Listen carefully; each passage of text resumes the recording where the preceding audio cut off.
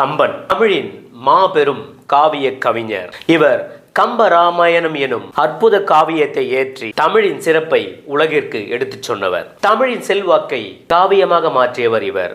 தமிழின் சுவை, இசை, உணர்ச்சி மூன்றையும் ஒரே காவியமாக்கியவர்.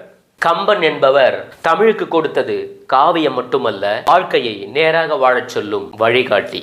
அவர் கம்பராமாயணம் முழுவதும் ராமன் தன் முயற்சியை கைவிடாத தன்மையை காட்டுகிறார். தடை வந்தால் நிற்காதே, தொடர்ந்தால்தான் வெற்றி என கூறுகிறது இவரின் படைப்பு. சீதையின் வாழ்க்கை மூலம் இவர் சொல்லும் செய்தி என்னவென்றால், பொறுமை பலவீனம் அல்ல, அது உள்ளார்ந்த வலிமை. சிரமம் தற்காலிகம்தான், ஆனால் நம்பிக்கை நிரந்தரம். ஹனுமன் பாத்திரம் மூலம் கம்பன் சொல்லும் ஊக்கம் யாதெனில், நீ உன் சக்தியை நம்பினால் அசாத்தியம் சாதாரணமாகும். கம்பன் சொல்லும் வாழ்க்கை சூத்திரம், தர்மம் பிளஸ் முயற்சி பிளஸ் தன்னம்பிக்கை பிளஸ் பொறுமை ஈக்குவல் நிலையான வெற்றி.